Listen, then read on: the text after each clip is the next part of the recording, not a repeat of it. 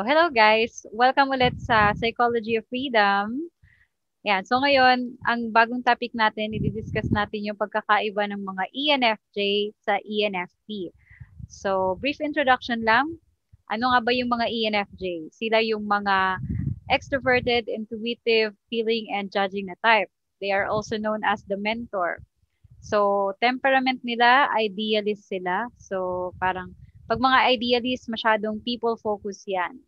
So, approximately meron tayong 2.5% sa population. Structure type din sila, yung interaction style nila. Ibig sabihin, they take charge. So, ganon.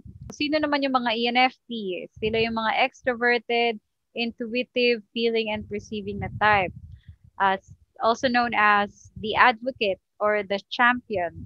Idealist din sila, pareho sila ng temperament. So, mas marami sila, approximately mga 8.1% sa population. So, sila naman yung mga starter na type. Ibig sabihin, they always start something na kinukontinue ng mga finisher. So, ganyan yan. So sample ng mga personality in real life na ENFJ, si Martin Luther King. Yan, si Dalai Lama. ENFJ sila. Sa Pilipinas naman si Rafi Tulfo. Tapos kung sa fictional character, si ano naman, si Guy Sensei sa Naruto. So, ayan. Sa ENFP naman, kung kilala nyo si Gary Vaynerchuk na isang businessman. Tapos si Chester Bennington, yung vocalist ng, anong banda yon, ng Linkin Park. Yan, siya yon. Tapos kung sa Pilipinas naman, ENFP natin si Catriona Gray. Yan. That's fictional character si Jiraiya sa Naruto. So, discuss muna natin ano ba yung mga similarities nila. Una, pareho silang extroverted. Ibig sabihin, they prefer to initiate sa mga tao, to initiate conversations. Sila yung laging parang nag-i-introduce ng bagong topic sa sa mga sa mga introverts. They prefer to initiate than to just respond. Tapos abstract sila, ibig sabihin they are all about the what ifs. Yung hindi physical reality, all about possibilities.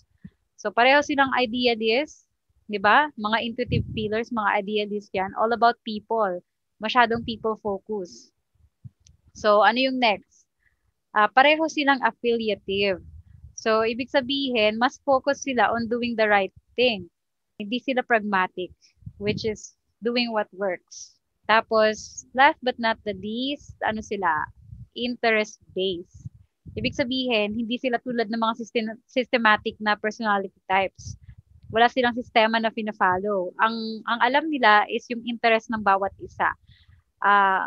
Since alam nila yung mga makukuha ng bawat isa sa isang situation, they try to create a win-win situation. So parang fairness. You get this, I get this. Parang ganun sila. Tapos yung differences naman nila, una, yung mga ENFJs, direct sila. Ibig sabihin, direct to the point kung magsalita. Wala na silang paligoy-ligoy. Samantalang yung mga informative, they keep on talking and talking. Minsan, out of topic na. I mean, related to the topic, pero not necessary. Pero ina-add pa nila. Samantalang yung mga ENFJ, kung ano lang yung question, kung yes or no question lang yun, yes or no din yung answer nila. Tas yung ano naman, mga ENFJ, control sila na type. Ibig sabihin, kapag nagsasalita sila, nakikipag-usap sa mga tao, they take their time. Kasi nga, outcome focus sila. So, kailangan isang attempt pa lang, ma-deliver na nila agad yung message na gusto nilang iparating.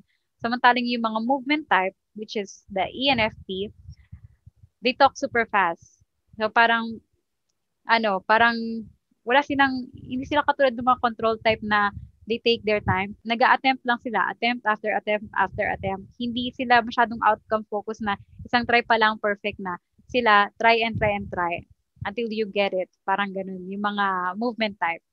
Tapos, ano ba talaga yung pagkakaiba nila? So, mas malalaman natin yan pag pinag-usapan natin yung hero function, yung mga cognitive functions nila. So, sa ENFJ, ano ba yung hero function nila? That's extroverted feeling. So, ano ba tong extroverted feeling? It's other people's feelings. So, lagi silang aware sa feelings ng ibang tao.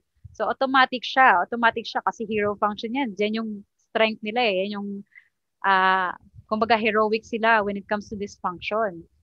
So, itong mga ENFJ, they are heroic to make, when it comes to making other people feel good. So, kaya din they come off as very caring, very self-sacrificing, to the point na masyado na nilang involve yung sarili nila in other people's lives and trying to help them. 'Di ba nga tulad ng ginagawa ni Guy Sensei sa mga estudyante niya, 'di ba?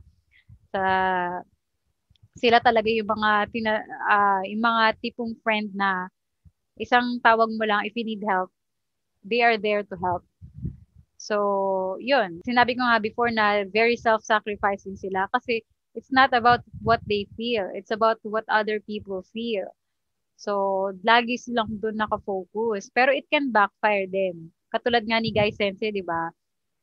Parang meron siyang forbidden technique na ma-harm yung health niya or yung body niya kapag ginamit niya yun. Pero ginawa niya pa rin para lang maprotektahan niya yung mga comrades niya, di ba? Yun yung the NF way, idealistic point of view, very people focused. So, ayan. So, FE then is about ethical decision making. Ibig sabihin, what's good for the majority. Diyan sila nagbe-base sa decision making nila. So, ayun. It's not about what's good for the individual, but what's good for the majority. So, dahil din may FE sila, madali rin silang mag-guilty. So, ano ba yung hero function ng mga ENFP? Totally different.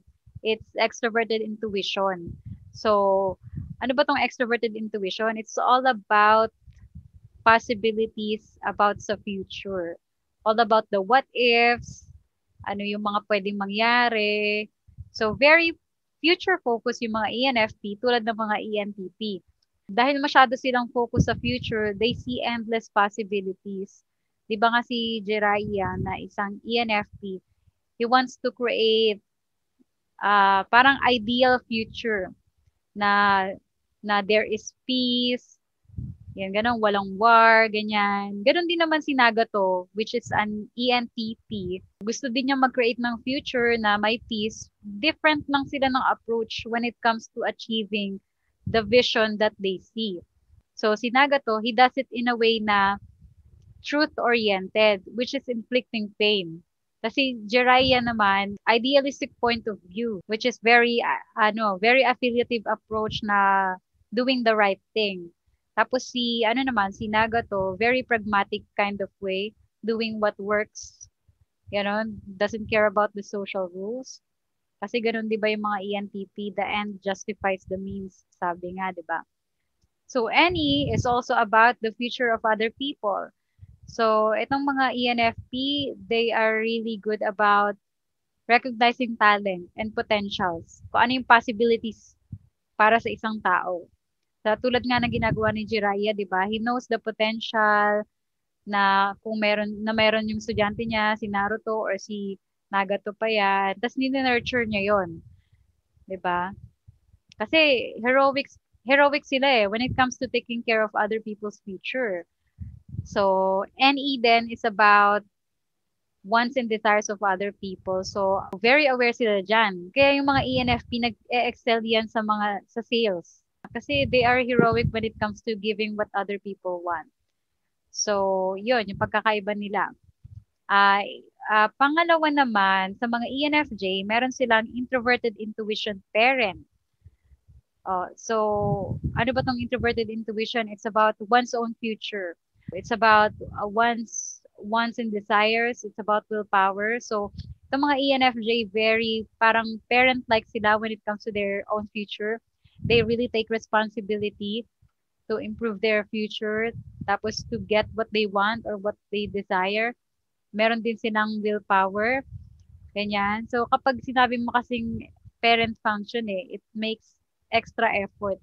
Hindi siya katulad ng hero function na it can be irresponsible kasi lagi siyang on eh. So, yan. Ganyan yung mga ENFJ. They're very responsible with what they want.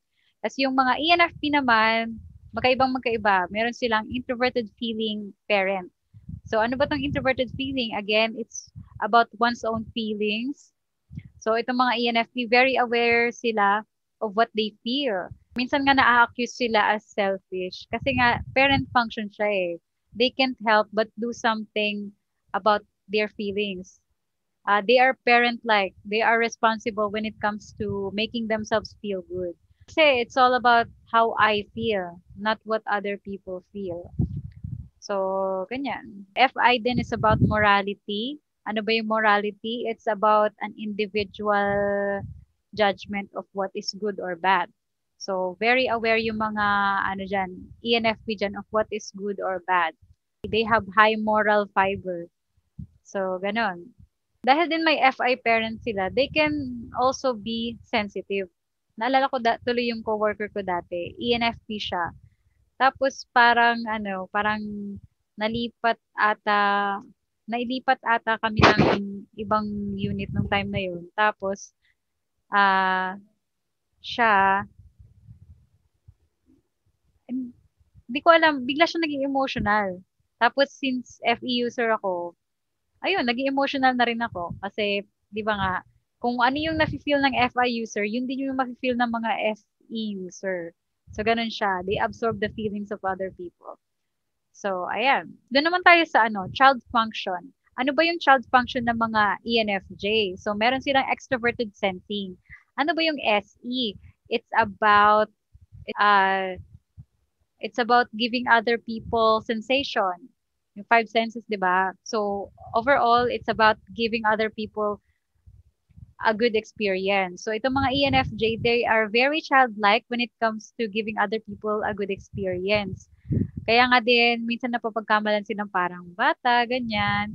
Meron nga akong ENFJ na friend na parang na-underestimate yung capabilities niya dahil daw mukha siyang cute.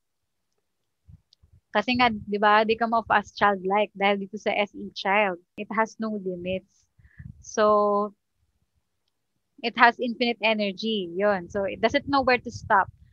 So, yun. Kaya nga rin yung mga ENFJ, they can also be the best partiers. Yung mga clubbing, ganyan. Galing sila dyan. So, ayan. So, SE then is about reality. So, itong mga ENFJ, they are aware of what is real. And they are, in some way, they also have that mechanical awareness. Yung how to troubleshoot yung mga physical things. Ganyan, magaling din sila dyan. Kasi SE child yan eh. Tapos, ayun, sa ano naman, sa ENFP naman, yung child function nila is extroverted thinking. So, ano ba yung extroverted thinking? It's about the thinking of other people. Aware din sila of what other people think. So, since nga may TE child sila, in combination with their extroverted intuition hero, minsan ginagamit nila yung TE child to change the thinking of other people. It comes off as manipulating, pero that's because they want to give that person a good future. Yun yung intention nila. Chine-change nila yung thinking or beliefs ng mga tao to to give them a better future, parang ganun. Kasi meron nga akong na-meet na ENFP sa isang seminar. Ano, after ko siyang makausap, parang feeling ko I can do anything. Ganun sila. Sila nga yung mga usually motivational speaker eh. Kasi they are very convincing with their words. Kasi nga 'di ba magaling sila mag-sale sa sales. Dahil kaya sila magaling sa sales kasi they know what other people want and they know what other people think. So pwede nila yung thinking ng ibang tao, pwede nilang ma-change 'yon. Sabi nga ni C.S. Joseph, TE child exists to change the beliefs of other people. Yan. So, parang ganun. Tapos, since may TE child sila, magaling sila mag-collect ng mga important points sa isang book. Sabi nga ni C.S. Joseph, diba, they can become speed reader. Kasi isang basa pa lang nila, alam na nila kung ano yung mga important points, tapos naaalala pa nila yun with their SI child. So, parang ganun. PE then is about status and reputation. So, mga ENFP, they also care about their status, their reputation, kasi doon nila kinukuha yung self-worth nila. So, kung anong iniisip din ng ibang tao sa kanila. So, ayan. They are all about collecting knowledge na makakapagbigay sa sarili nila at sa ibang tao ng magandang future. So, ayan. Tapos, punta naman tayo sa inferior function. So, ang inferior function ng mga ENFJ, they have introverted thinking inferior. So, ano ba tong introverted thinking? It's about one's own thinking. So, itong mga ENFJ, since it's an inferior function, they are afraid of their own thinking. Insecure sila with their own thoughts. Afraid sila na baka mali yun, baka inaccurate yun, or hindi tama yun. So, they go to other people to verify kung tama ba talaga yung iniisip nila. TI din kasi, it's all about true or false judgment or yung tinatawag na logic. So, takot sila of being wrong, of being stupid, ganyan. So, meron nga akong ENFJ na friend na hindi siya ganun ka-confident with her own thinking.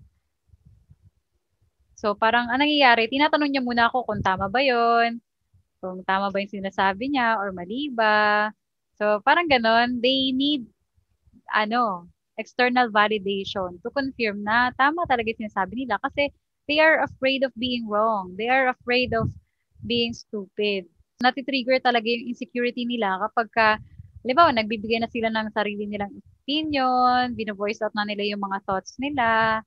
So, yun. They are afraid of not being smart enough. Tapos, ano naman yung inferior function ng mga ENFP? Yan yung introverted sensing. Ano ba tong introverted sensing? It's all about mga sensations na nare-receive mo. So, itong mga ENFP, they're afraid of having a bad experience. Kaya nga, di ba, takot din sila to try new things dahil nga sa fear na to. Tapos, sabi nga din, ang mga ENFP, they are the most introverted extrovert. Sa opinion ko, dahil yun sa SI inferior, it can inhibit them. Lalo na kapag hindi pa nila, they haven't experienced something before, they are afraid to do it. Parang ganon.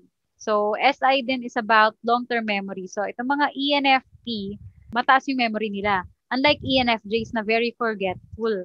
Kasi SE lang yung meron sila or short-term memory.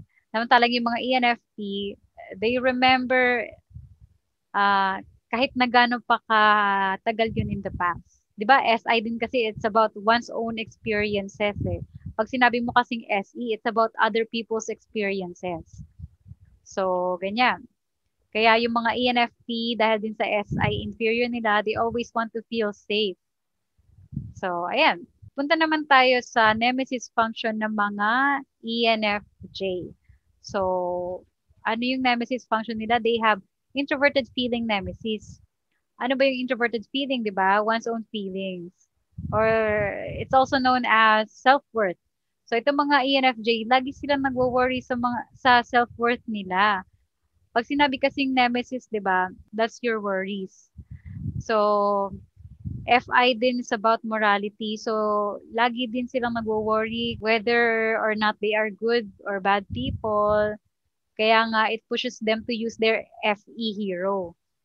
To care for others, to help other people, para hindi na sila mag-worry na they are bad people. Ang problema nga lang, if those people na they cared for or binigyan nila ng effort to help or nag-sacrifice sila for that person, tapos hindi yun na-appreciate yung ginawa nila, hindi na sila na-motivate to help and it develops resentment on the part of the ENFJ. FE hero kasi it's all about appreciation eh. So pag hindi na-appreciate yung mga ginagawa nila, they worry more about their self-worth. So ano naman yung nemesis function naman ng mga ENFP? Yan yung introverted intuition nemesis. So ang introverted intuition is all about one's own future. So they always worry about their own future. Kasi nga 'di ba, they are very heroic when it comes to taking care of other people's future. Pero hindi sila ganun kalakas when it comes to taking care of their own future. Tapos, doon naman tayo sa critic function ng mga ENFJ. Ang critic function nila, it's all about extroverted intuition. So, ano ba yung extroverted intuition? Ito nga, di ba yung wants and desires ng ibang tao or future or intentions ng ibang tao, what might happen. So, since critic function niya, itong mga ENFJ, lagi nilang kinikriticize yung future ng ibang tao. So, tulad ng mga ENTJ, feeling nila na nawawala sa tamang landas yung mga tao. So, very critical sila sa sa mga decisions ng mga tao sa buhay nila. Kasi nga, 'di ba, they have NI parent. So, they make extra effort. They are very responsible to improve when it comes to their own future. Pero yung ibang tao hindi ganoon. Kaya parang natitrigger sila pag nakikita nila na parang may mga maling desisyon yung mga tao or hindi nag-improve yung mga tao. So, parang ganon. Yung ENFJ na friend ko ulit, naalala ko, meron kaming nadaanan na parang nagtitinda yata ng taho or puto yata, hindi ko na maalala. Tapos sabi niya sa akin, parang blah blah years ago, siguro mga 8 to 10 years ago, yan na yung trabaho niya. Hanggang ngayon, yan pa din. So parang ganito sila ka-critical sa mga life decisions ng mga tao. Tapos dahil din sa NE critic nila, they can become paranoid sa intentions ng mga tao, ng ibang tao. So, feeling nila ibebetray sila, especially kapag may previous experience sila of betrayal. They really become mistrustful. So, ganon. So, ano naman yung critic function ng mga ENFP? Yan yung FE critic. Extroverted feeling critic. Ano ba tong FE? It's about other people's morals. So, itong mga ENFP, they criticize yung morals ng ibang tao. Kasi nga, di ba, parent-like sila when it comes to their good and bad judgment. So, automatic na kini-criticize nila yung good or bad judgment ng ibang tao. They feel like yung mga tao, parang they feel like yung mga tao, they're bad people. So, ganyan. Kasi they're very aware of what is good or bad. Natitrigger talaga sila pag merong parang masasamang tao. Ganon. Meron akong ka-work dati na meron kaming parang boss na ESTJ. Tapos yung boss namin na yon parang pinahiya ako. Tapos ang ginawa niya, pinagtanggol niya ako talaga. Parang natitrigger talaga sila pag gano'n. Parang, even though na kaming dalawa yung bago, pero she still stood up to say something na parang, grabe ka naman sir, ganyan, gumaganon siya. Pinagtanggol niya ako. So, ganyan yung kagandahan ng mga FE critic. Si FI parent sila, di ba? So, ano naman yung trickster function ng mga ENFJ? Meron silang introverted sensing critic. Trickster pala. So, ano tong introverted sensing? It's about long-term memory. So, itong mga ENFJ, wala silang, very forgetful sila. Wala silang awareness ng long-term memory. Hindi nila masyado natatandaan yung mga past experiences nila. Yung sa Naruto nga mapapansin nyo si Guy Sensei, na isang ENFJ, meron siyang parang kalaban na pangatlong beses na silang nagkita. Tapos na-trigger yung kalaban niya, parang si Kisame ata yun. Na-trigger yung kalaban niya kasi, tatlong beses na silang makita, hindi pa rin nare-recognize ni, ni Guy. Hindi niya pa rin natatandaan yung pangalan, ganyan. Kahit pangatlong beses na silang nagkita. So, ganyan yung mga, ENFJ, very forgetful sila. Tapos, yung mga ENFP naman, ang trickster function nila, introverted thinking. 'Di ba nga, introverted thinking, it's all about one's own thinking. So, wala silang sense of what they think. They know what they feel, but they don't know what they think.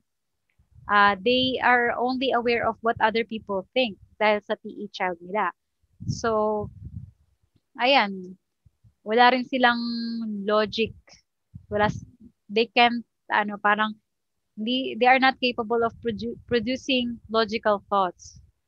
So, ayun, dahil doon, they can feel like they are not smart enough sometimes. So, ganyan. Pero, ano eh, maraming ENFP na pag ginamit yung TE child nila, and maraming mga businessmen na mga ENFP. And nagtatagumpay sila sa business dahil ginagamit nila yung PE child nila. Basa sila ng basa. Wala rin silang sense of what is true or false. They only know what is good or bad. So, ganyan yung mga ENFP. Tapos sa ENFJ naman, demon function niya, extroverted feeling. Di ba nga extroverted feeling yung it's about what other people think. It's about status. So, itong mga ENFJ, wala silang pakialam sa status, wala silang pakialam kung ano na yung naiisip sa kanila ng ibang tao. Kasi nga, ito na yung demon function. Ito na yung lowest awareness sa cognition nila. Wala na silang awareness dyan. While sa mga ENFP naman, ang demon function nila, uh, it's about SE or extroverted sensing. Uh, they don't care about reality. They, parang masyado silang focus sa future. Sometimes, since yung reality, yung current reality makes them uncomfortable, they might become hateful towards reality. So, parang ganun. Dahil din sa SED mo nila, wala silang mechanical awareness. O hindi, wala silang pakialam sa pagta-troubleshoot ng mga gadget, pag pag pag-ooperate ng mga machines, hindi nila interest 'yan. It's not an ENFP ENFP's cup of tea. So, ganun. And parang they don't know then how they come off to other people. So parang they come off na parang masyado na palang weird or something. Pero they're not aware kasi nga SE demon 'yan. Ayun lang for the differences between an ENFJ and an ENFP. Sana may natutunan kayo, and if you don't agree sa ilang mga sinabi ko, you can just comment. So, thank you very much for watching, and see you.